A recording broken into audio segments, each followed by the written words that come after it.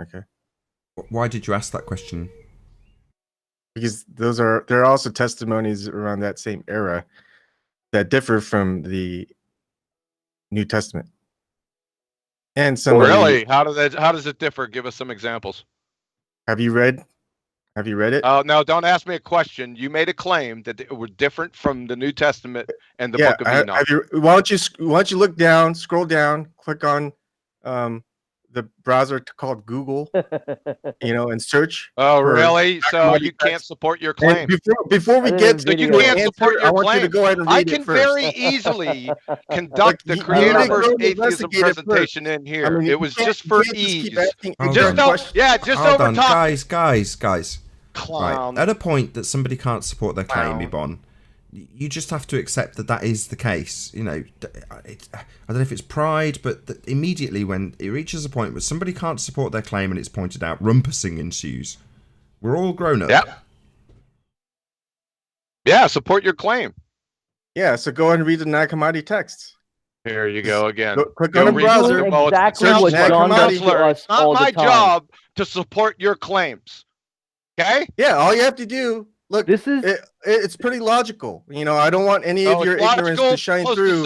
Just go ahead and look for yourself. It's right there. Post the syllogism. It'll tell you the answers. You said it's logical. Post the syllogism. 4 links down. So can I ask 4 links down. Yeah, post the syllogism. Hey, the reason I said that to go down. Hold on a second. The reason I said that. The reason I said to go to that video is because it's sort of lengthy, and I didn't think it would be appropriate to overwhelm the book this is not hangout. lengthy. But I have no problem in going through it with you right now. Are you ready? Yeah, sure. All right. Share my screen. Ebon, you are fantastic, guy. I got to give it to you. Yeah, shut up. Come on.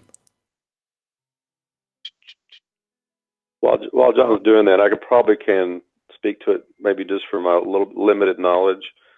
The one thing you'll notice when you do compare literature during that time period, there is a type of genre they all kind of speak in and talk in that time period. So if there's a similarity, that would be to me some kind of literary similarity, and also maybe historical, or maybe not historical. Maybe historical might be a wrong term, but it would give credence to some thought process that's going on during that time period. So if I was going to answer it quickly, just briefly, just from that concept, that's how I would probably address that Yagamati. All right, let's establish what do you think creation. about the translations? Let's establish creation first before we get to the 4 proofs. Is there a problem with that? Are you seeing my screen? Ebon. I'm only dealing with Ebon here. Sure.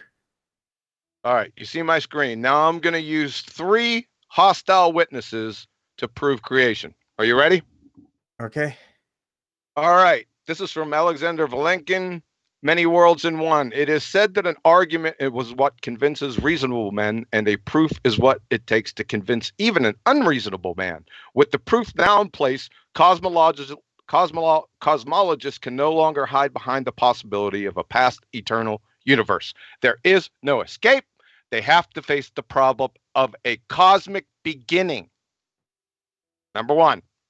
Number 2, hostile witness, Paul Davies. The universe can't have existed forever. We know that there must have been an absolute beginning a finite time ago. 3rd hostile witness, Stephen Hawking. This argument about whether or not the universe had a beginning persisted into the 19th and 20th centuries. It was conducted mainly on the basis of theology and philosophy, with little consideration of observational evidence. This may have been reasonable given the notoriously unreliable character of cosmological observations until fairly recently. The cosmologist Sir Arthur Eddington once said, "Don't worry if your theory doesn't agree with observations, because they are probably wrong. But if your theory disagrees with the second law of thermodynamics, it is in bad trouble."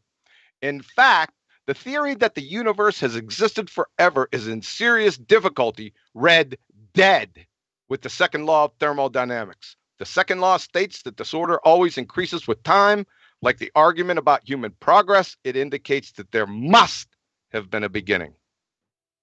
Any questions on those 3 hostile witnesses? They're all atheists.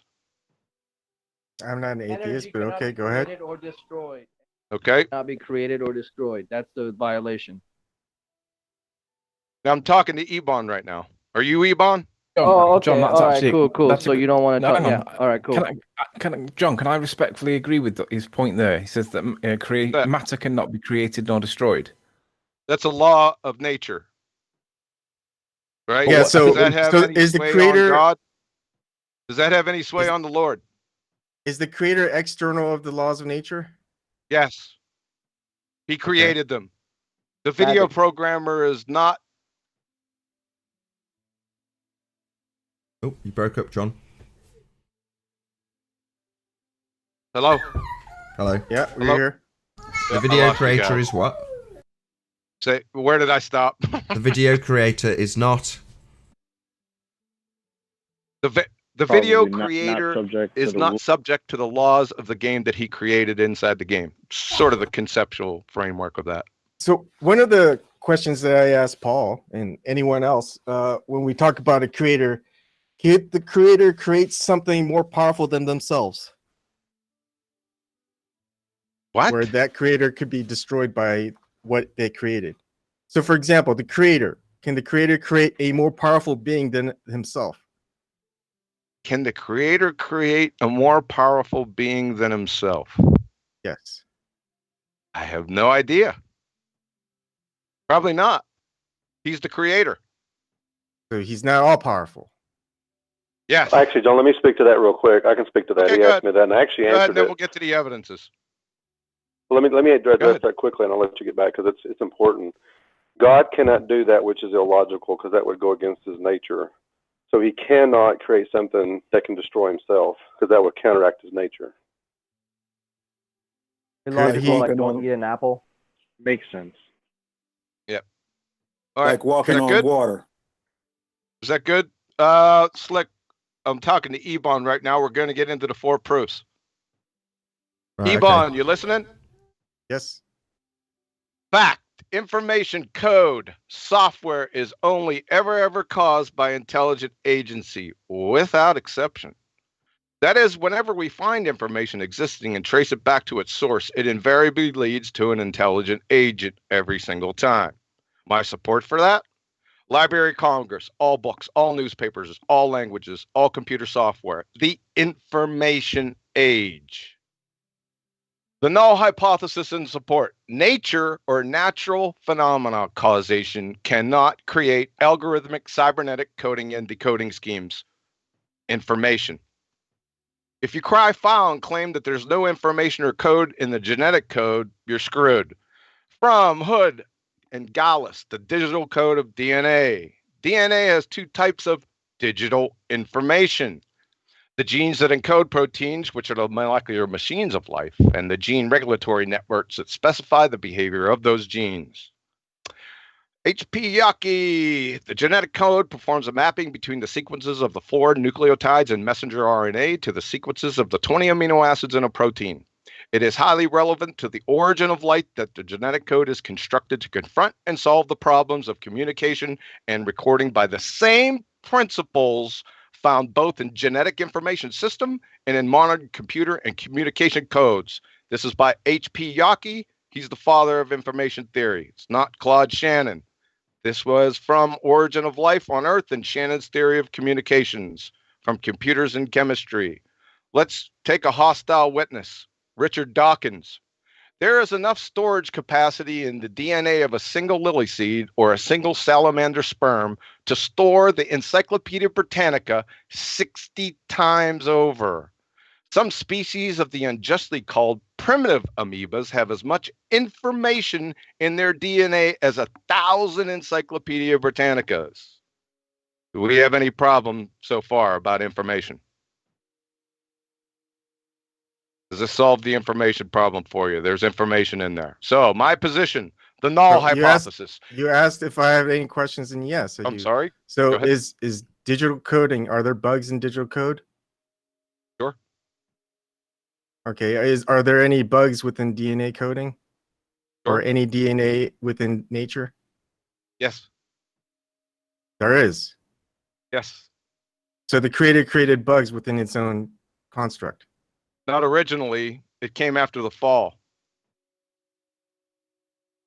So yes. Is that it? Any more?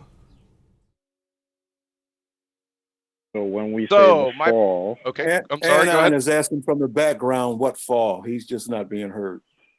yeah, The falls. I had the same question. Sin, When we say the if fall, you go into what do we all mean? right.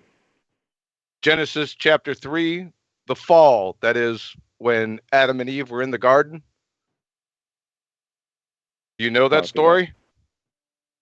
Yeah, I know that The story. fall. I know the story. They ate the fruit, then the fall. In fact, you could find the first law of thermodynamics and the second law of thermodynamics within the first 3 chapters of Genesis. Really? Yep. Let's hear this. Yeah, on the 7th day he rested. That's it. That's the end of creation. That's the end of matter being created. Number 3 is the second law of thermodynamics. It's called the law of decay. He puts forth about 5 phrases that states that man, from dust thou come, dust thou shall return, sweat on your brow, those types of things. That's the second law of thermodynamics, the law of decay. Wow. Entropy increase. So the first 2 laws of thermodynamics are in the first 3 chapters of Genesis. That's a push. That's a stretch. It's not, I just explained it. So, we ready to continue? Yeah, I'm happy to move on. My position, the null hypothesis. Natural phenomena causation cannot create algorithmic cybernetic coding and decoding schemes. That's DNA transcription and translation. Your position, Ebon, is the alternative hypothesis. Nature or natural phenomena causation can create algorithmic cybernetic coding and decoding schemes. So essentially, you must show ink, paper, and glue molecules authoring technical instruction manuals and blueprints. If the analogy seems strange to you, here it is. Ink, paper, and glue molecules are ribose nucleobases and activated phosphates. The technical instruction manual blueprints is DNA. If you can't do that, the null hypothesis stands. Therefore, a creator. Essentially, code contains information such as a book, Morse code, DNA, instructions, etc. Information is only created by authors. DNA is a code, therefore DNA has an author. End of first proof. Yeah, I don't think Ebon listened to a word of it. He just rumpus the shit out of you for the entire presentation. You're kidding me. No, I just watched. All I want to say is, it's not my position. Yeah, so basically, had I have not shut you up with the mute button, you would have destroyed that entire presentation by saying that one sentence about 5 times. Yeah, because right? I don't want the entire. So I'll say it again. He rumpused the living shit out of you. I just didn't let him. What a prick. Thank you so much, Ebon. Why would you do that? Thank you for calling me a prick. Yeah, he's assuming that it's my position, and I said it's not my position, and he won't shut up. He's making a presentation, and you've just said the same thing. You've repeated yourself. I heard you the first time. Yeah, I heard you the first time. Do you want to rumpus the shit out of me saying the same thing 5 times now, Ebon? Why did you need to do that? Because I just told you. I don't want him continuing the presentation when he says it's my position when it's not my position. And he wouldn't acknowledge that. He just kept going. It is your position. I didn't hear you. No, it is not my position. You have 2 positions. Either nature created us is that or God is that easy? Is it are you daft? When I say it's not my position and you're saying, no, it is your position. I'm saying, no, it's not my position. Wow. Fuckhead. You okay? Why is this so contentious? I'm not What contentious. is your position, Ebon? What is your position? Which of these 2 options is your position? I'm not choosing any of those options. Well, you Just have to because make I a don't choice. choose any of those options doesn't mean that's my position. Then is So there a an third argument option? from ignorance. Oh yeah, It's the third always been option is here. ignorance. I see. You can't. I already went over why it's not been always here. been here from above. It's always been here. No. Yeah, well, that's in always been here. violation of the laws of thermodynamics. We could talk about those right here. Well, what's the purpose of laws of thermodynamics when you have an external creator god that can defy it? Well, the laws of what comes first, the lawgiver or the law? Why does the creator What need comes laws? first, the lawgiver or the law? Yeah, Why does there have to be a first? The lawgiver comes first. Correct. There you go. We can follow So who through wrote the this. This natural is my laws third proof. of nature and you're going to say the creator. So who created the natural laws of the creator? This is my third proof. We're going to get into it right now. There are no laws before the creator. Because the creator is all assuming. And how are we going to know that? You're going to say, oh, because it's true. And I'm going to say, why is it true? No, I'm not. How do you find that it's true? Now. Okay, then don't assume that that's my position when it's not my position. I just gave that. What is your position? Assuming that your position is one aspect. And you're going to assume that because I don't follow that position, I'm on the opposite side of that position. There's only two positions. There's only two positions within politics, left or right. No, if you're not right, does that mean you're left? There's only two positions. Either nature created us or I God. say there are no two. No, there are not just two positions. They are the ontological primitives. What's the third choice? I already told you the third Always choice. been here. Third choice. Can't be. That violates the first and second law of thermodynamics. Well, hey, this position that we have, this third position, doesn't follow the law of thermodynamics. Okay, here we go. Let's try this one. Yep. There are only two possible answers. There's more than two primitives to that question. Hold on. Only two worldviews that can be held to account for how we in the universe are here. Either nature matter, that's unguided, or intelligent agency. George Wald, Nobel laureate, medicine and physiology. The reasonable view was to believe in spontaneous generation. The only alternative to believe in the simple primary act of supernatural creation. There is no third position. Now, I used him as a hostile witness. He's an atheist, but I'm not an atheist. Point of concept. I already told you I'm not an atheist. I'm an agnostic. Do you understand the difference between an agnostic and an atheist?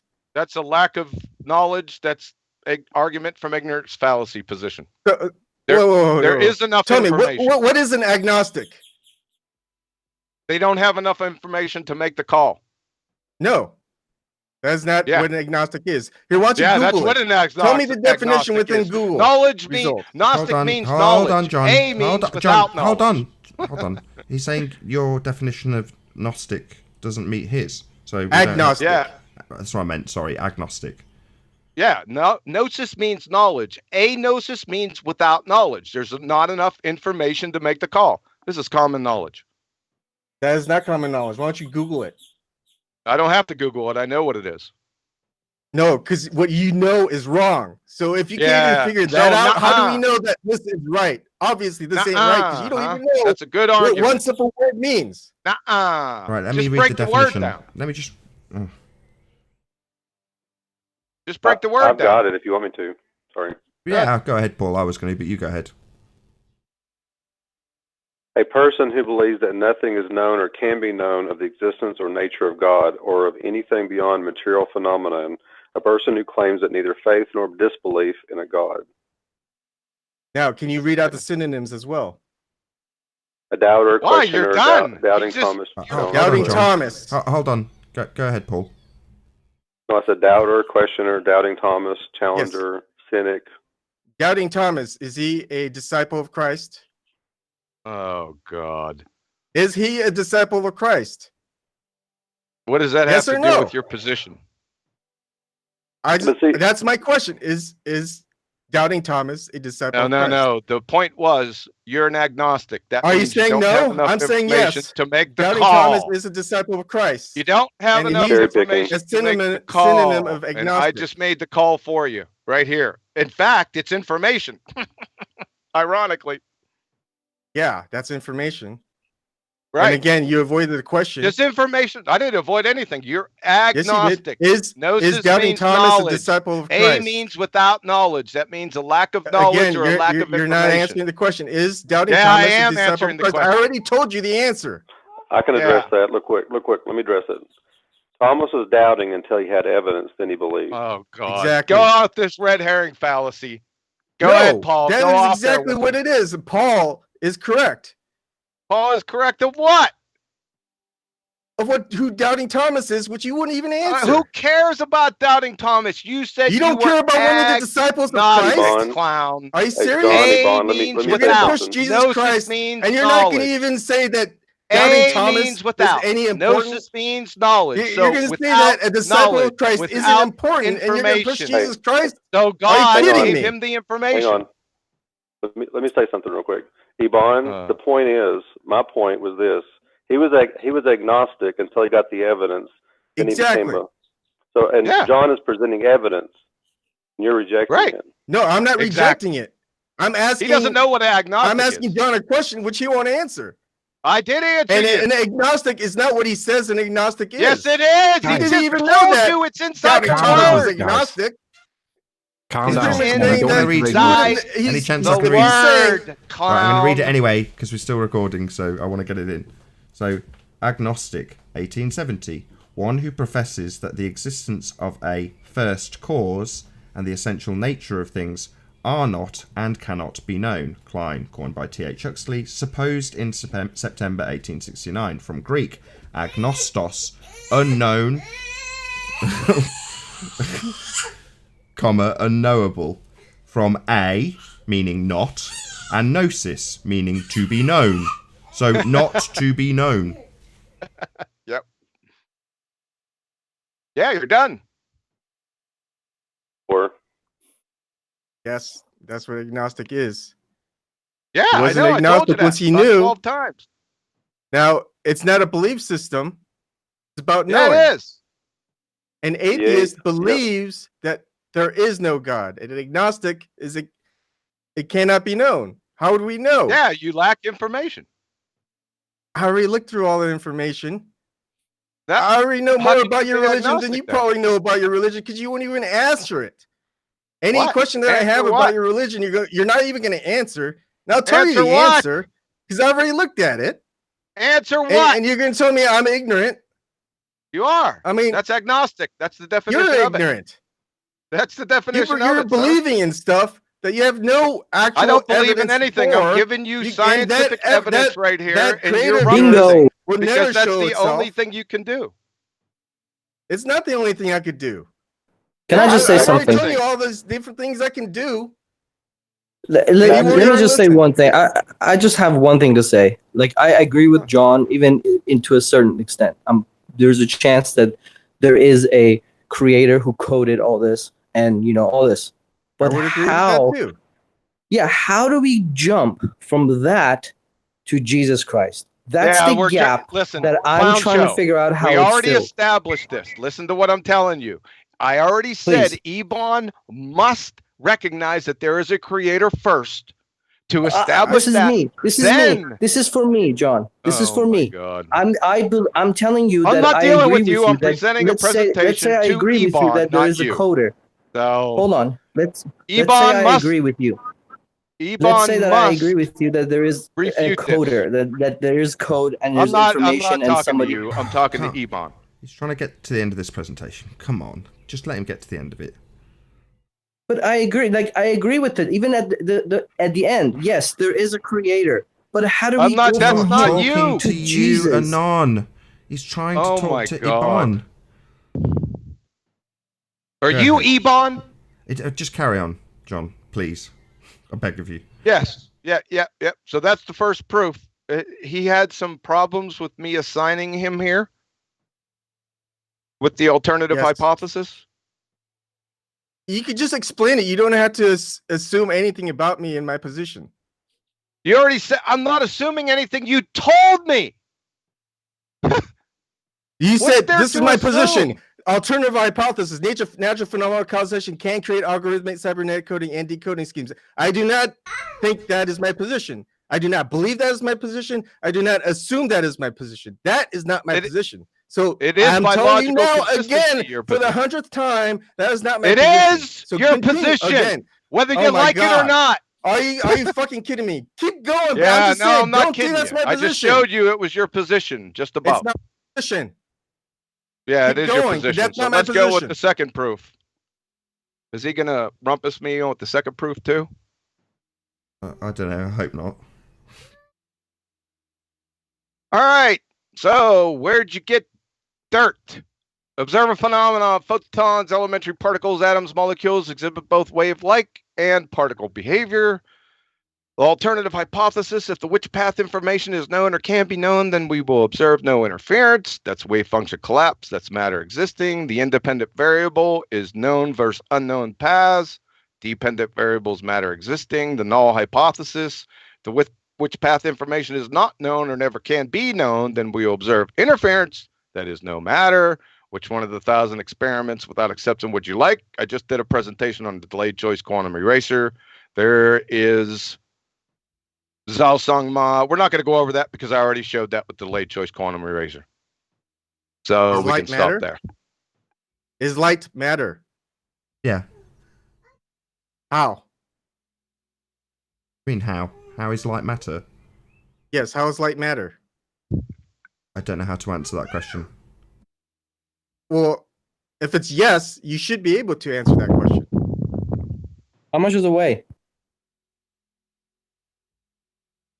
Is magnetism matter? What's the problem? Or is there any problems? You're not answering the question here.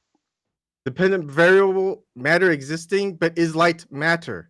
Yeah, matter existing. And I heard light photons. Matter. Photons are energy. How is light matter? Energy. And then I had elementary particles, atoms, and molecules. They all exhibit the same behavior in this experiment. So how is that matter? Matter or energy, yes. How is that? They all exhibit the same type of behavior.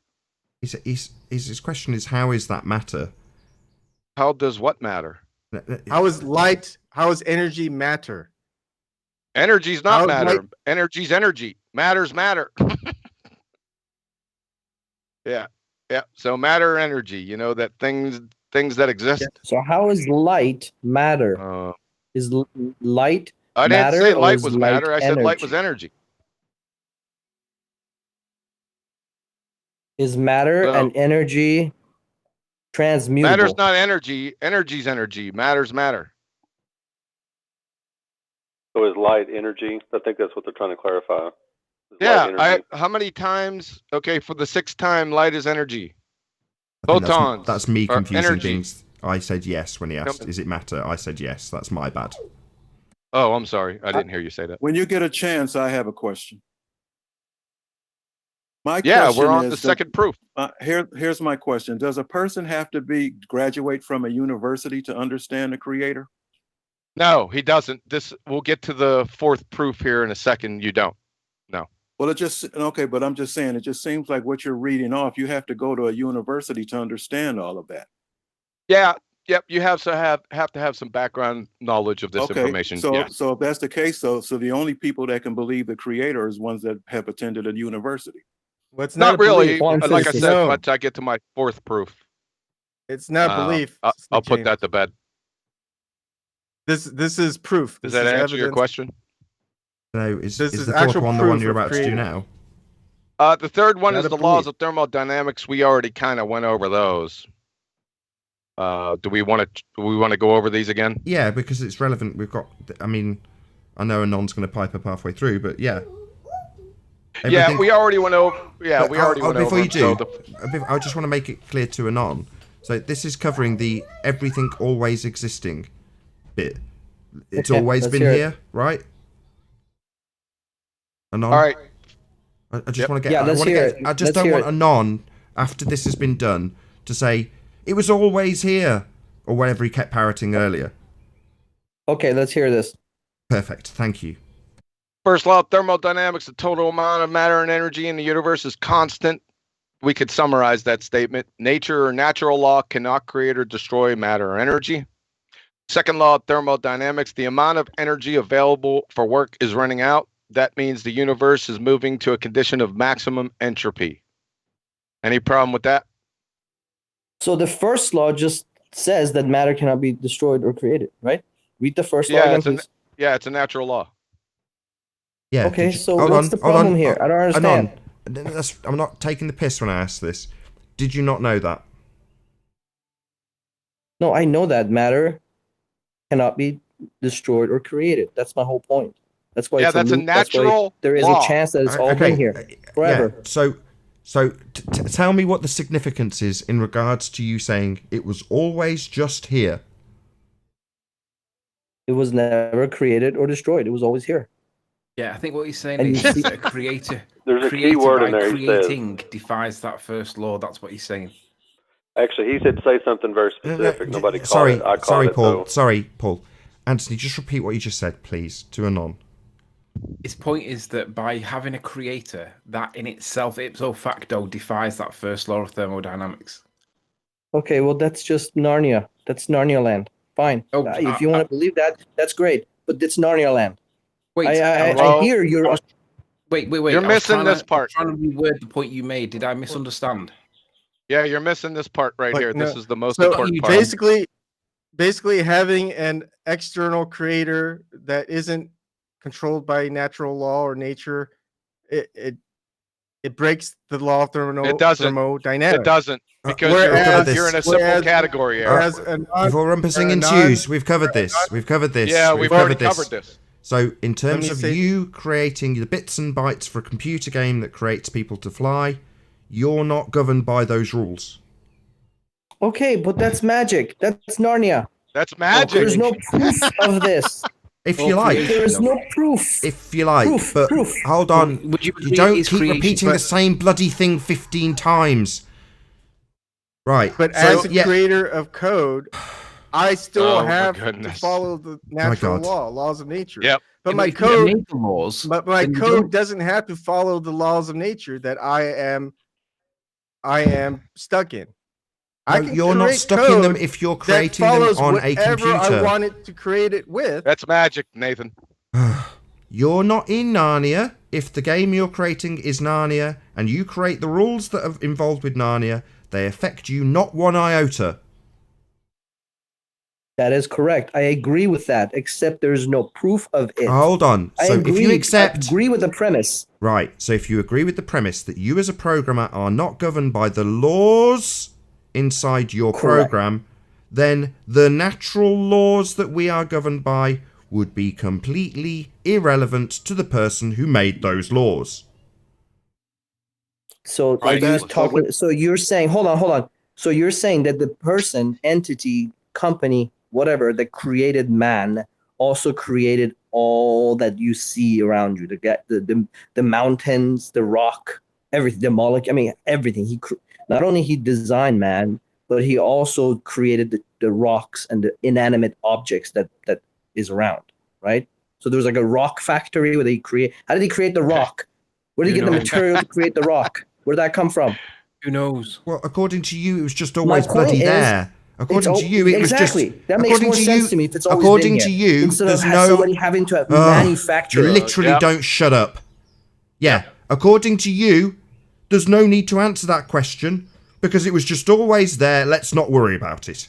Right? It's not that you have to worry about it. It makes more sense. I'm going to say it makes no sense if you're going to deny the idea that it has to have been created at some point to exist, then we have a problem. I have a question. At that point, which they won't concede, at that point, you then can't just have it magically come out of nothing because it defies a natural law. And if it is to be asserted that nature's created it, then it's going to be governed by those laws. This is the only reason I will concede and say, yeah, there's a creator.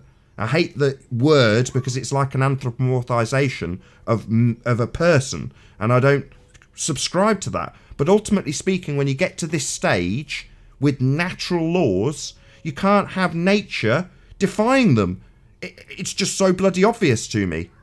Right. I have a question. I have a question that I'd like to... Oh, no, Ebon, let me get a question in. So if that's the case, then can the creator create gravity? And that's why we can't come up with a scientific method for it, because the creator created it. And since he's above nature, he can create gravity. And that's why we can't tell you what it is. Sorry, what's gravity?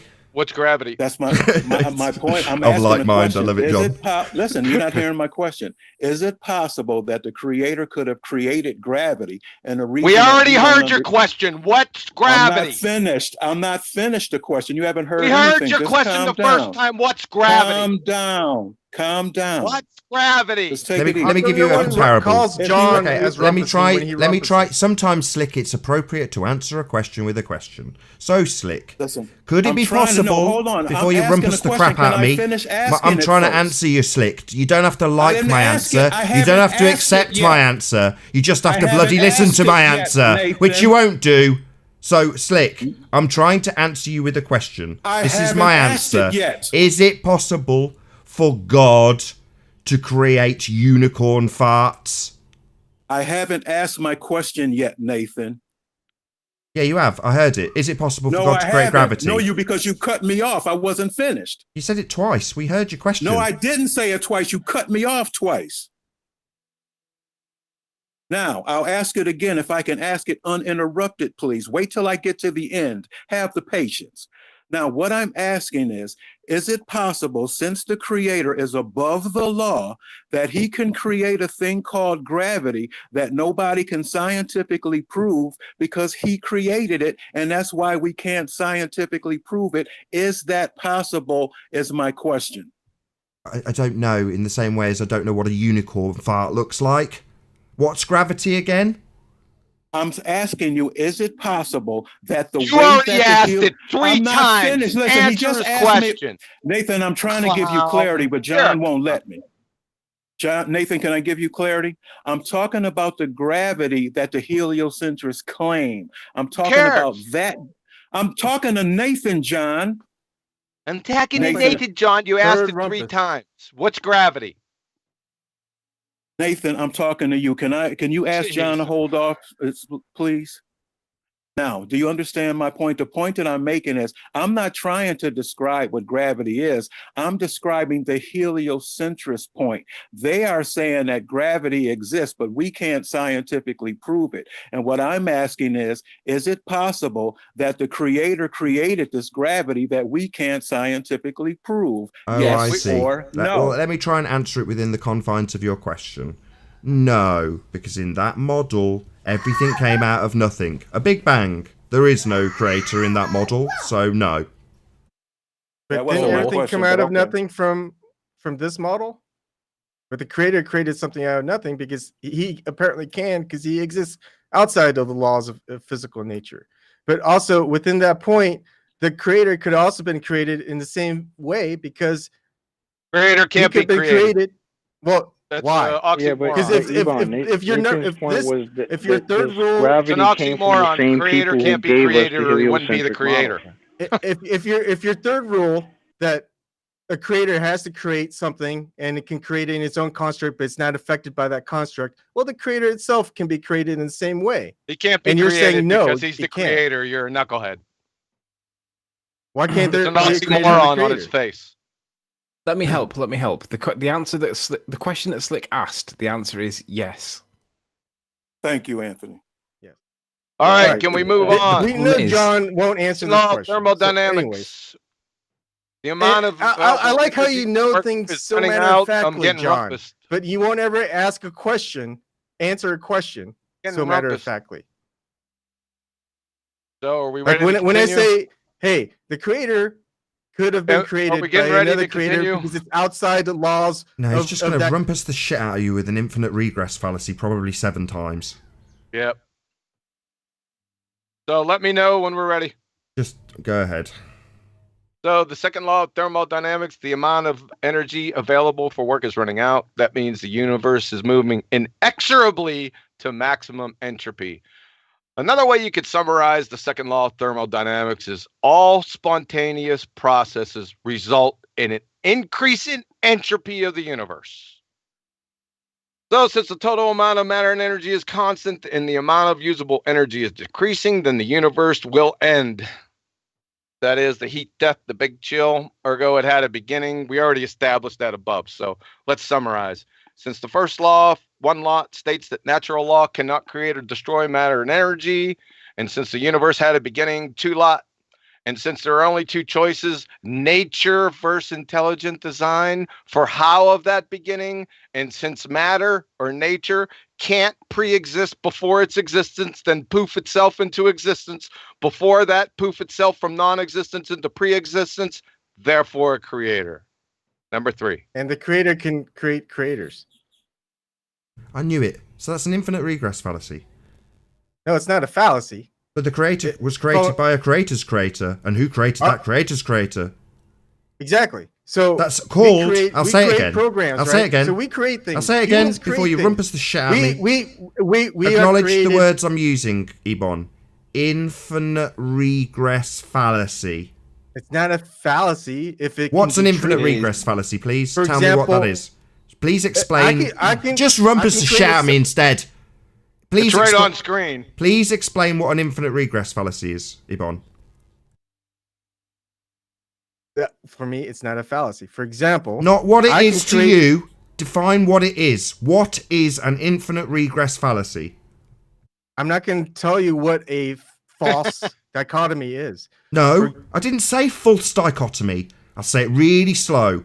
What is an infinite regress fallacy? I said it really, really slow.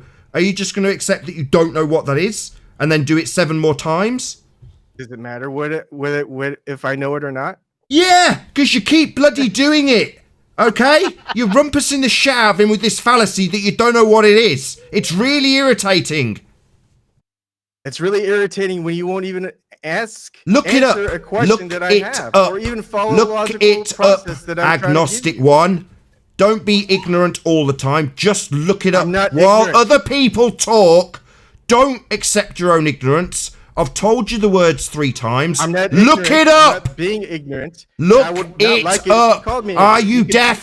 Do you have an aversion to this? I'm going to tell you not to call me ignorant because I'm not ignorant. You don't know what a bloody infinite regress fallacy is. I tell you to look it up. You say you don't know and then refuse to go away, shut up long enough for me to tell you that you are ignorant. You do not know what an infinite regress fallacy is, and you keep bloody using it. It's really, really, really irritating. You don't know something, and thus you are ignorant. Oh my goodness, you are ignorant. We just call each other ignorant because not everyone knows everything. That's what ignorance is, you complete dumb fuck. Not knowing is ignorance. That's what bloody ignorance is. And you're taking offense to me pointing out that you not knowing something is ignorance by definition. Oh my God. How frustrating is this? I don't get it. I'm being told off for pointing out that not knowing something is by bloody definition ignorance. That's what ignorance is. We told him that 30 minutes ago. I just don't get it. I point out he doesn't know what an infinite regress fallacy is. He says he doesn't know, keeps using it, and then when I tell him to look it up, he's like, I'm not ignorant. How dare you? Can we continue? I can answer his little question right here. Who created the creator's creator? Oh, right. The infinite regress fallacy. Excellent timing. Yeah, who created the creator's creator conundrum? It's a fallacy, like you said. He is the creator. The creator can't be created, or else, well, he couldn't be the creator by simple definition. Furthermore, logically, for finite things to exist, the universe and us, there must be an eternal, always was source. It's a contingent necessity, antecedent fact. See Aristotle, prime mover, unmoved mover, the first cause. To deny this, you are forced into a logical checkmate, then reduced to introducing an infinite regress. So who's creating this video that gets uploaded to YouTube? Nothing can create itself, because that would mean it existed prior to its existence. That's logical seppuku. Also, there can only be one creator, considering more than one. Even for a Planck time is logical seppuku. As for the philosophical, naturalist, realist, atheist position, they believe that the universe created them. Ergo, who created your creator? The universe. That's it for that one. You're just going to keep rumpusing. How is anyone going to follow you? If you want people to believe, or actually just know, I'm not even going to say believe. If you want people to know that there is a creator and you wanted that person to actually understand that creator and who it is, whether it's Jesus Christ or the Ebon, can I ask you a question? Stop and allow people to talk and stop rumpusing them. Oh, Ebon, yeah, can when I he's ask you a rumpusing question? the whole hangout, Real quick. he appeals to rumpusing. Yeah, that's basically what's just happened. He wouldn't have let a word of that get through. I've got to keep control of this because it's a show going out. And unlike Ebon, who clearly doesn't give a shit whether or not my show is legible to an audience, is more than willing, like he is now, talking all over everybody so that no word can ever be heard. And then, when he gets control of the mic, like he's doing now, I've just opened his mic so you can hear what he's doing, he's going to accuse you and I of rumpusing. I run this show, Ebon. If I want to talk, I absolutely guarantee I will be heard. I'll just shut you up. Okay, Ebon? Don't rumpus me. Yeah, I will. I run this show, Ebon. Yeah, you're clearly content, like you're doing now, to make my show unlistenable to an audience by rumpusing the shit out of anybody trying to explain anything ever if you disagree with it, and then saying the same fallacy over and over again, and when it's pointed out that it's a fallacy, you don't listen and cry foul because somebody's pointed out that you are indeed ignorant, which is precisely what you are in this instance. But you won't actually shut up long enough for other people to be heard. Right on the screen what the logical fallacy is, and I disagree with it. And I've got questions for you, and you don't even answer it. So you disagree. It's not an agree disagree motif. You either employ the fallacy or you don't. Right. Chocolate, please ask me the question. Okay. If you have a creator, right? But that creator was created by something else, another creator, right? That creator can't be the creator, right? You mean the first creator? That's why it's ignorant. Why is that ignorant, though? Because you just arbitrarily draw a line of Why the creator. Is this happening, Anon? So we Chocolate was doing so bloody well with Ebon, and of course, the creator. Right? Try again, Chocolate. I'm asking. All right. So if you have a creator, right, a creator, but that creator was created by something else, that creator can't be the creator, right? Yes. Right. It's a loop. That's why I'm saying it's a chain. So we can create quote unquote artificial. But the chain stops at the creator, right? There's no way for anybody. There's no way for any of us to be able to determine where that terminator line is. No, I understand that. But while we're talking about it, right? If something created something else, right? Or that something was created by something else, it can't be the creator, right? Because we're going to use the pronouns the and a, right? So the creator would be the creator that created everything, right? A creator, let's say that creator created something else that's another creator, that can't be the creator because it was created by something, right? Sure, I 100% agree. But so now I don't understand why that's ignorant, though. I understand because because you assume that because you automatically assume a line, a terminator line that says I am the one right below the creator. So whoever created me must be the creator. So you draw that line. There's no way to know for you to prove where the A creator is and where the creator is. And so, people just because they want to feel special, they draw a line above themselves. Chocolate, so that logic would go round and round in circles. What's the yes, word? It would. Hold on. Yeah, stop, can you not rumpus me for the love of fuck? Right. Just get Chocolate to ask his question again, Nathan. So that reasoning would go round and round and round infinitely? Yes, like a loop. Like a infinite... That's my point. No. Don't hijack my point. So it would be... You're not getting what I'm saying. Like, the loop stops at the creator, right? I know that. There's no more Maybe. loop. So to define terms then, it would regress infinitely.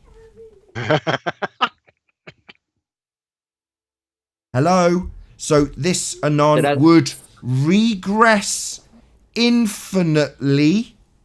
Hey, I'm not saying it's not if you want to call it. No, that's why I told you to shut the fuck up earlier while we were talking to Ebon, but you couldn't help it. I didn't say anything. I was quiet. We're talking to Ebon and you're talking now. Okay. So maybe you could let Chocolate's really beautiful point get hijacked by your shit while he gets the point across to Ebon. Yeah, okay. hint. Shut up, Anon. Shut up.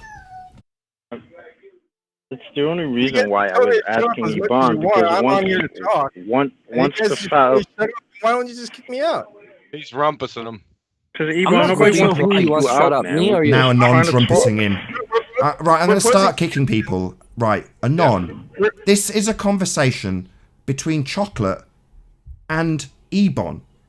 How difficult is it to just let him have the conversation with him? Okay, I'll go on mute. It's fine. And Anon pretty much pointed out exactly what I was going to say. What? That it regresses? That it regresses infinitely? That it regresses infinitely, Ebon? Ebon. My question. Verbal diarrhea. Okay. So his point at the end, Ebon, was that it regresses infinitely. He can't help it. Ebon, his point at the end was that it regresses infinitely. And look, you guys aren't hearing me out. This is where you guys are being ignorant. Okay? Look, I understand your infinite regress logical fallacy model, your definition of it, and you guys don't agree that that exists. And so how do you know that that does not exist? No, we do think it exists. We're schooling you step by step, really painstakingly, in the fallacy you are using. So you're saying that there is a finite limit to creation? No, we're saying that who created the creator's creator is a fallacy of infinite regress. Exactly. No, he's missing the point Chocolate makes where he draws the line in the sand. Chocolate, ask your question again. Just to Ebon. Ebon, the reason I'm asking you this question is when the fallacy was defined to you, you said that that's ignorant. Now, I'm only asking the question because I'm trying to understand what it is, where you're coming from, because what I understand it is if you have a creator, right, but that creator, that particular creator was created by something else, that creator can't be the creator, right? There's a difference between the creator, if we're going to speak about it like that. Huh? You're saying the original creator, or what people consider the most high, because something has to come from somewhere. Yet, if it can exist outside the laws of nature, so if it exists outside the laws of nature, then whatever created the creator could also exist outside the laws of nature of that creator. That's what you're missing. If it's the creator, Ebon, that's what you're saying. Look, let me finish. What you're presenting, John, of that has an infinite regress logical fallacy to it. Bingo! But you guys don't see that. Bingo! Bingo, you're a clown. Oh my goodness. You don't see it. That's all you can come up with. You're a clown. No, we don't see it. We just explained it to you. I just went through a presentation explaining this to you. You want to do it again? Okay, you explained it to me. Okay, now tell me, who is God? Who is the original creator? Oh my God. That's okay, we on for proof number 4. It's the last one. Yeah, I'm up for that. All right, and this speaks to Slick's point because he made I thought a pretty good point before concerning that you had to be educated or university educated to understand that there's a creator. So this one deals with that. It's called functional sequence specified complexity. Hallmarks reveal intent, purpose, planning, choice, interlinked systems, often with contingency, contrived, without deterministic law-like necessity. There are 3 types of complexity: random sequence complexity, ordered sequence complexity, and functional sequence specified complexity. Random is just like how it sounds, or an aftermath of a tornado. Ordered sequence complexity is just like how it sounds, just characters in a row, repeating characters. These are crystals, snowflakes, sand dunes, fractals. Functional sequence specified complexity is it puts the lotion in the basket, sandcastles, the genetic code, barbecue grills, Indy cars, hyper nanotech machines and robots, kinesin, ATP synthase, flagellum, cilia, all within your cells.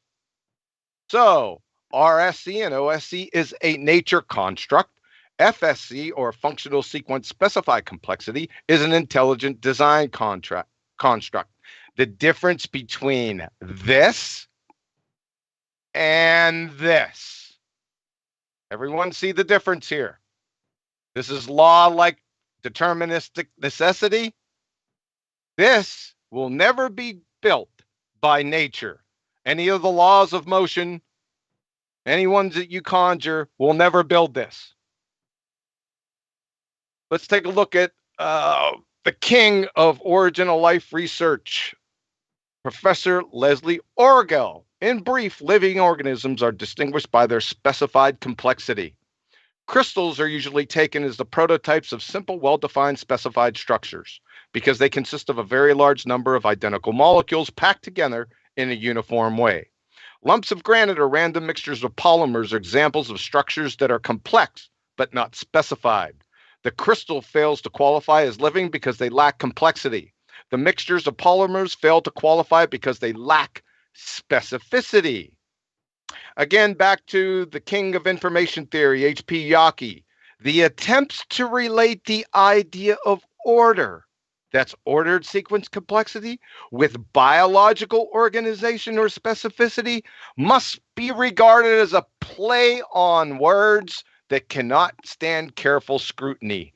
Informational macromolecules can code genetic messages and therefore carry information because the sequence of bases or residues is affected very little, or if at all, by self-organizing physicochemical factors. Does everyone understand this? What he's saying here is that ink, paper, and glue molecules aren't going to get together and conspire to write a book. Journal of Theoretical Biology. You guys don't like theoretical physics. I'm not you guys done like yet. Theoretical biology. This isn't theoretical physics. Ilya Prigogine, the king of the laws of thermodynamics. The point is that in a non-isolated system, there exists a possibility for formation of ordered, low entropy structures at sufficiently low temperatures. This ordering principle is responsible for the appearance of ordered structures, such as crystals, as well as for the phenomena of phase transitions. Snowflakes. In water, it's gas, steam, liquid water, and ice cubes. That's what phase transitions are. Unfortunately, this principle cannot explain the formation of biological structures. So what he's saying here is no amount of RSC, random sequence complexity, or ordered sequence complexity, or the combination thereof will ever lead to functional sequence specified complexity. Examples of functional sequence specified complexity is 1, cholecystokinin. This is a peptide hormone, functional protein produced in the mucosal epithelium of the small intestine, and stimulates release of digestive enzymes from the pancreas, vital for digestion and absorption. Without it, you die. Albumin, another functional protein, is only produced by the liver. It consists of a single polypeptide chain of 580 amino acids. Of its many functions, its main function is to maintain intravascular, oncotic, colloidal osmotic pressure. It's vital to homeostasis. Without it, you die. They are functionally specific, sequentially complex. You cannot interchange these. They don't do the same job. They're specifically designed for their specific roles and specific functions. If you're still having a case of willful stupids with complexity or mindlessly parroting pseudoscience priests, call or email the SETI Institute, that's the Search for Extraterrestrial Intelligence, and ask them how they tell the difference between random sequence complexity / ordered sequence complexity and functional sequence specified complexity. They'll tighten your shot group right quick.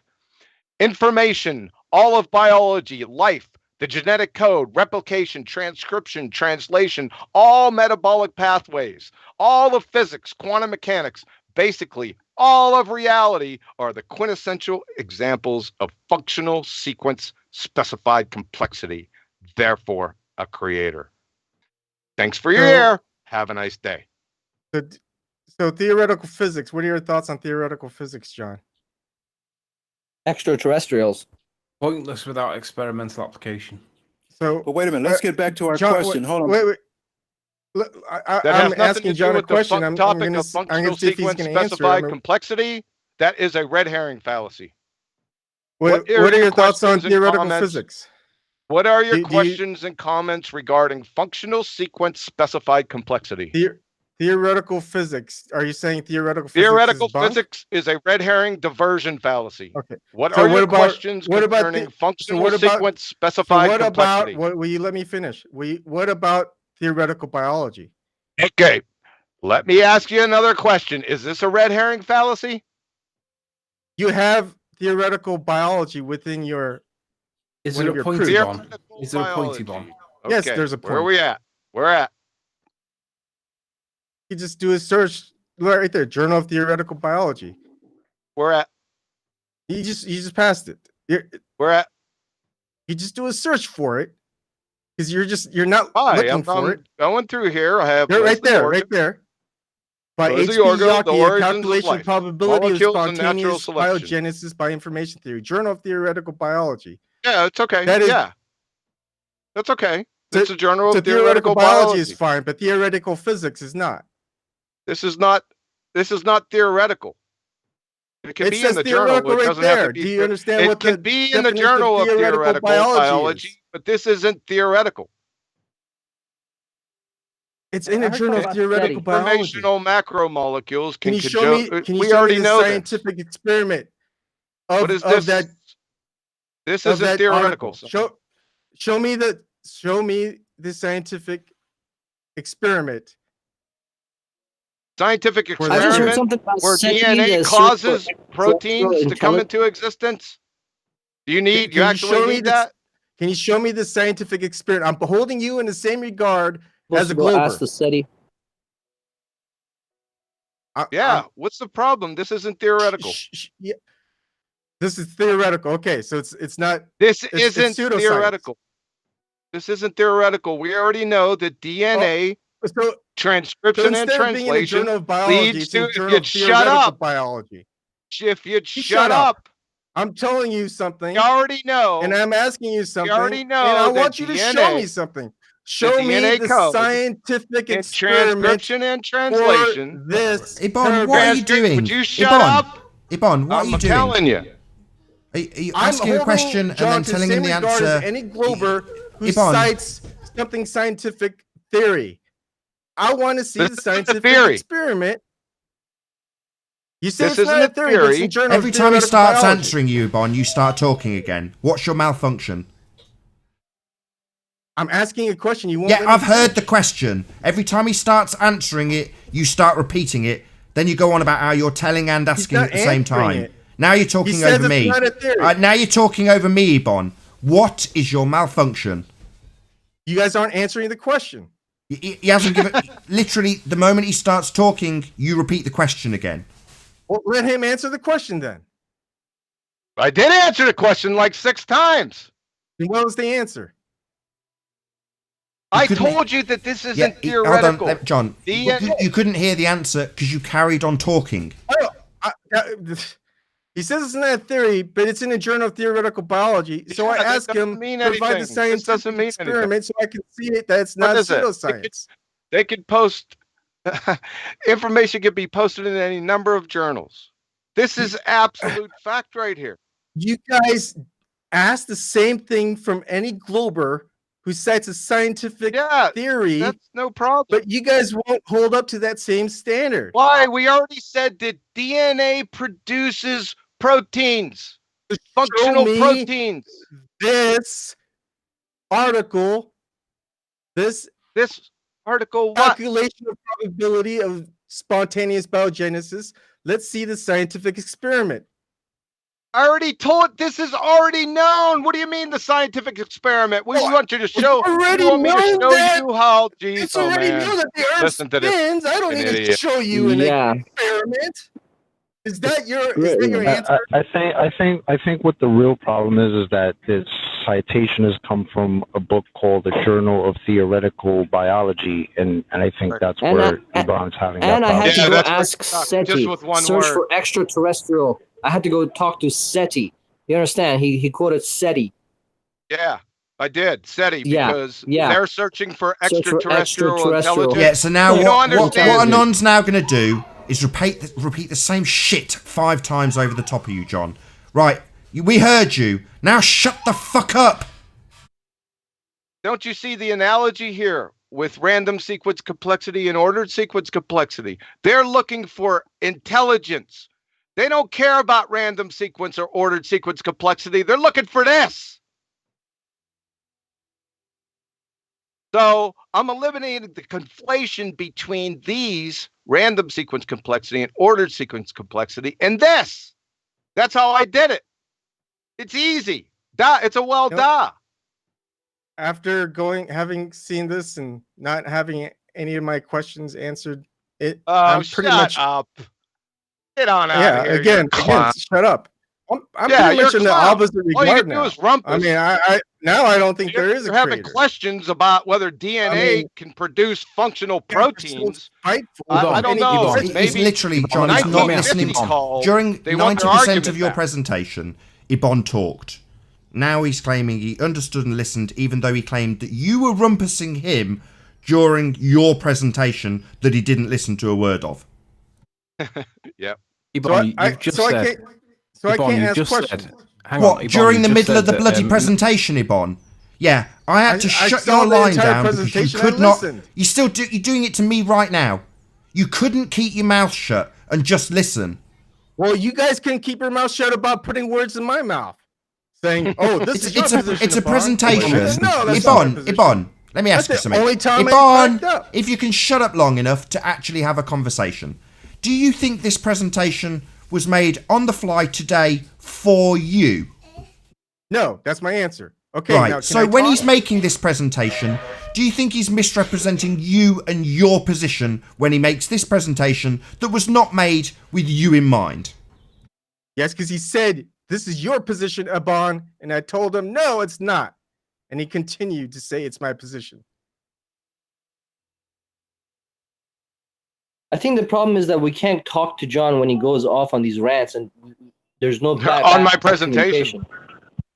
I stopped at each. Look, after each one. If what you've provided stands up to scrutiny, then yes, that's great. Now I'm trying to hold it to scrutiny and what's your ask scrutiny? you this Journal of Theoretical Biology, this article. I would love to see the scientific evidence. The name of the journal. Don't you understand the informational macromolecules? Don't you understand this? DNA produces functional proteins. I can hear it. Again, it's happening again, Ebon. He's trying to answer you. I know his answer because he repeated it. So why don't you shut the fuck up?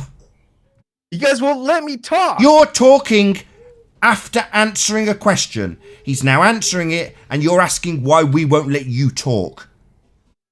Giving the same answer. So you're going to talk again, are you, dipshit? Yes, I'm going to talk again. Well, why don't you fuck off to your own hangout on your own and talk to yourself? Why don't you kick me then? I want you to listen to the bloody answer to the question you posed. I have listened to the bloody answer. You're not. You're talking incessantly. I'm talking to answer you. You've asked a question, and now you want to talk to answer, do you? I asked the question. He answered it. Yeah, you asked a question. Now shut the fuck up. No, I'm not going to shut the fuck up. Yeah, you've asked a question, and you want to be given time to answer your own bloody question. Should we listen to your question and then give you a set time to answer your own fucking question, Ebon? No. So shut up! But I'm holding you to shut up! Shut up! I'm not gonna shut up. Ebon, shut up, or I will have to kick you out. Shut up! You asked a question. Either listen to the answer, or I'll just have to surmise that you are basically intolerable when you're triggered. Do you not understand how you're intolerable when you're triggered? You're completely intolerable. You've asked a question. Now you literally want a set specific amount of time to answer your own bloody question. It's totally unreasonable. Guys, you're being Bob Nodell in the situation, Nathan. You've asked a question. Now you want a set amount of time to talk after you've asked a question. That's totally unreasonable, Ebon. It's not unreasonable. Oh, right. So you think it's reasonable to ask a question, then nobody else get given an opportunity to talk. You talk indefinitely after you've posed a question, and you think that's reasonable. There's an open space right there. Okay? No one else is talking. You're going to talk over me, probably. I would like to ask questions. Okay, I'm waiting patiently, and I'm not getting a chance to respond or ask. Go ahead. You're hogging the mic. I'm not hogging it. Go ahead. Go ahead. I'm not hugging the mic. Go ahead. I'm not talking constantly. You go ahead and talk. You just said. Yeah, and there you go, Ben. You are fundamentally retarded at this point. I've just parodied you by pointing out that you said go ahead and then carried on bloody talking. And now you're continuing to do it, Ebon. Relax. Guys, we have a new guest. Hello, can you hear me? Hello. Yes. Hey, I just got to say one thing. The reason objects have different weights when you weigh them in different locations is because the air pressure or the buoyancy factor is different. So when you change the air pressure or the medium of the surrounding an object, buoyancy force will apply an upwards lift. So you get a lower weight the higher the pressure, and a higher weight the lower the pressure. That's why things weigh less. Have you got any evidence that that's true? Yes, that is absolutely true. You can check it out. That's why it happens. How measurable? Google will how measurable is it? When you say you can check it out, what do you mean by that? You can take a scale, put it in a chamber, put a weight on it, and then just start increasing the air pressure, and you'll notice the weight going down. Right, but you said you could take a weight and measure things in different locations, not in different laboratory setups. But here's the thing: whenever you go to a different location, you're changing the air pressure subtly. So of course you're going to get a different reading on the scale. That's all it happens. On an elevator. Right? Millibars, right? I mean, it doesn't really matter how it's measured. The difference is that it's going to be measured differently. It doesn't matter which unit you use. Does it have a name, this phenomena? Yeah, it's the buoyancy force of the medium will the higher the buoyancy force, the lower the weight of an object on the scale. So if you does it have a name? I don't know. At this point, it's got no name. So there's an observed phenomena, but no name. And I think that's the Galileo thermometer principle. Instead of medium water is the medium air, but it's just got to be very, very minute. I don't know how much accurate your scale have to be in order to, actually record that. And can you do it on an elevator? I mean, that's a good way to do it. You could just get on one of those really high rises and go to the very top. If the place where you're is contained, it's not going to the air pressure won't change. So you have to change the air pressure. So I don't think so, because I have the watches. You know those watches that have the air pressure on, like those Casios. I have one of those, and I tested on the elevator.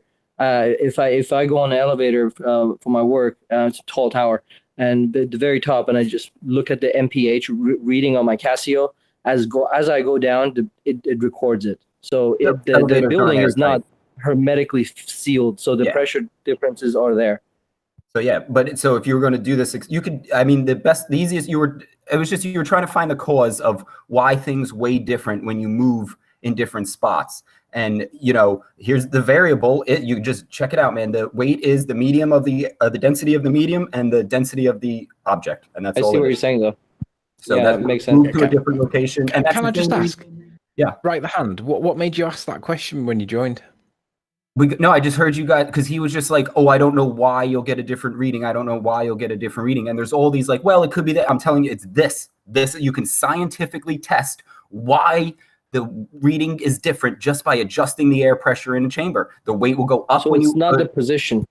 The position has nothing. The position has nothing to do with it. The higher up you go, weight goes down. Because weight goes up because less air pressure to support it. They'll say it's gravity being weaker. So the weight is going down, but it's not. It's just the pressure of the pressure is going down. So you get more more pressure applied to the scale. Weight is not gravitational pull. Weight is a solid's pressure. That's all it is.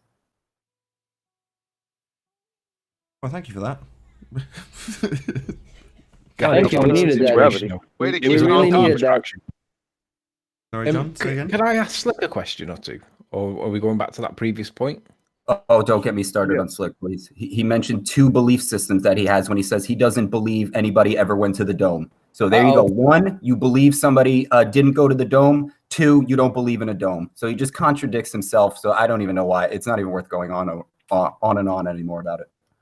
Look, do you remember your question that you last asked? Your question was something like, is it possible that the creator could create a force that science couldn't detect or measure or whatever? Do you remember that question that you asked? Yes. Could you re-ask that question to me and let me answer it? Yes. What I'm asking is that since the creator is outside of the law, can the creator create something that can't be scientifically validated, something like the heliocentric thing of gravity? Okay. I actually think that the creator, because I do accept there has to be a creator, I actually think that the creator has deliberately done stuff to make us think that things may appear to be one way, but they're actually the opposite. And we as man, the species known as man, some of us have realized that there is this perception that it could appear at times, like, for example, the stars. I see the stars as the creator's way of trolling mankind and saying, hey, look, I'm going to put these stars here. It's going to make you think that you guys are spinning when you realize that they're there. But actually, they're not actually spinning. I'm going to create a different perception or a different perspective that gives that creation that perspective. But actually, it's something completely else that explains it. And I think that the creator's actually trolling us by making it look like at times, on the face of it, it looks like a sphere. But when you dig below the surface, you realize it can't be. It's like trolling for me. So yes, the answer for me is yes. Creator is a troll and created. I could slightly disagree. I don't think the creator or God, whatever, is trolling. I think the trolling came from the people who looked at that stuff and said, hey, that must be us spinning. Well, honestly, in Revelation, I think the trolling comes from. Even though I do understand your point that you can look at it and see different things, and I get that, depending on how you interpret it. Chocolate. In the book of Revelation, right, it's well known that there's a reference to something called the Great Deception. John talks about it in the book of Revelation, right? And everyone asks, well, what is that Great Deception? And the reason why I recall this is because when I did Sunday school back in the day, Revelation was always a book that we always did a lot of work in. And the Great Deception, people speculate as to what it may or may not be. For me, Flat Earth is that great deception because there are times when it does look bendy as shit, and there's other times when it's flat as a pancake. But you can manipulate the science around it to make it seem like it's spherical, and dumbasses will believe it that just accept authority. But us that are questioning it, that we're not necessarily believing it, we're asking the questions. But for me, that great deception is Flat Earth. Can I add something real quick to that? People ask a lot, well, the moon, look, it looks just like a rock. Why would the creator make it look like a rock? Because he wants to see if you will trust the senses that you have that say rocks don't float in midair, or will you trust some expert that tells you it does? And that's just simply what it comes down to. Will you trust yourself and what you know is real, or will you follow the crowd and just go along with everybody else? The moon's creation for me. The moon's creation for me. I don't know what the moon is, but I realize that somebody beyond us must have made it because there's no logical explanation for why it sits up there. Is it like a moon factory? Do they make a whole bunch of moons, or is it just one? Like I think one it's moon gnome factory that the gnomes make our world, and we are subject to the gnome. It's not God, it's gnome. Can I address that theologically? Yeah, go on. And I'm probably going to stir up this pot. I know it's been pretty heated, but this is probably going to stir it up again. But in my view, if God is the grounding of all reality, and he's the grounding of truth, even truth or morality or reality, however you want to phrase it, and the grounding of everything, there's one aspect of that. If he's trolling or deceiving, that counteracts that. So God can't be deceptive. If he's truth, and he's the grounding of truth and grounding of reality, he can't be deceptive. So that's one aspect of it. The other thing is that concept, the great deception, if you look at it from the biblical perspective, it says that God allowed them or caused them to believe a lie. But in the sense, but the reason they did that is because they refused to accept the truth. So in a sense, he locked them into their preconceived notion of not accepting the truth. So the great deception is that. that make any sense from a theological perspective? Purely from that perspective.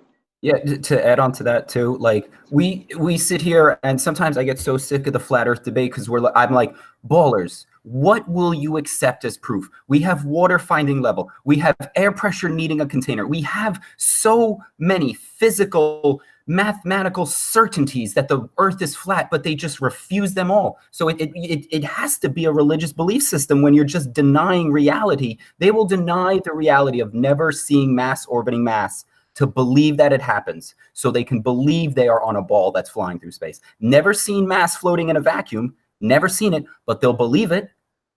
Religion. But that religion is a control mechanism. If you ask those same people, are they spinning at 1,000 miles per hour? They'll tell you yes.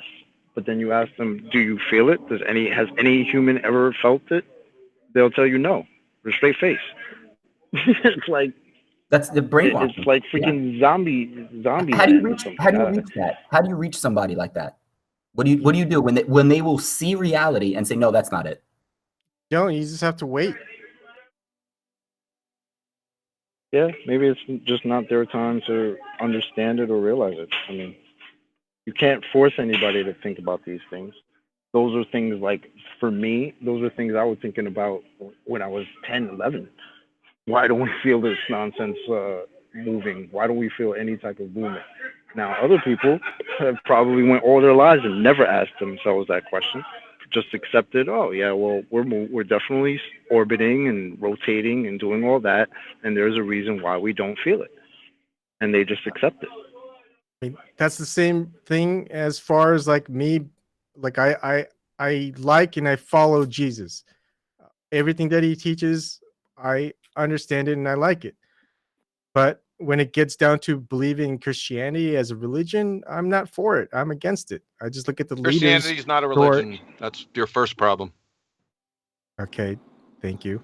Now, here's the thing: is whether I believe in God or not is going to be basically up to God.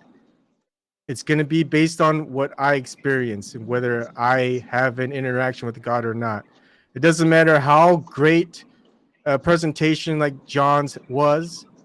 It's not going to convince me, just like it's not going to convince others, no matter how many great videos of flat earth we make. But it's not going to convince globe earthers to switch sides until they're ready. You have a preconceived bias. That's why. Hey, hang on a second. Let me say something to Ebon. Something he said, and I'll address this. It'll address it correctly. You said, Ebon, you said you follow Jesus, right? Yes. You said that. Okay. You ever heard of C.S. Lewis? Yes. He's the he's the writer of the Lion, the Witch, and the Wardrobe, the entire series. Yeah, exactly what Nathan goes after. But he said something in a book called Mere Christianity. If you read it, it's a really good book. But he said something in that book. He says, you've only got 3 options with Jesus. You've got 3 options if you believe the historical record. He's a liar, a lunatic, or he's Lord. Yep. Because he made claims about certain things that only one of those 3 would apply to him. Sure. And I could... Oh, what's happened? We had a sniper in the hangout. Kick everybody. I'm still here. Oh, I get. Ebon's level is stuck. No, we've had a sniper in kicking everybody out, unfortunately. Oh, okay. Well, I guess that's the end of this call. Yeah, it looks like that's the end of the show. All right. Till next time. See you later. Hey, was this a marathon show, Nathan? Yeah, we've been recording for just over 4 hours. Hey, listen, don't let anyone forget that this weekend's Ball Busters is the Big Bang. Yeah, big plug. What day is it today? Wednesday. So yeah, 3 days from now, we'll have another Ball Busters. Ball Busters 8 on the Big Bang. Should be epic. Be here or be sphere. Anything else to plug, John? We could do another presentation. What would you like to do? Let's do gravity. Okay. No, I'm good. I'm going to round the show out now. Yeah. I got you, brother. Okay. Thanks. It's a pleasure. With that, I'm going to say a huge, massive, enormous thank you to all of the audience in the Nathan Oakley mega premiering show stream, for tuning in, smashing the super chat, hopefully liking, commenting, subscribing, all that good stuff. If you'd like to keep yourself occupied after this premiering stream is over, then go to nathanoakley.com and check out the Flat Earth Debate Forum. Also, massive thank you to all of today's after show panel for making this after show possible. I've been Nathan Oakley, and I'll see you all in the next video. Oh, what a day! What a lovely day!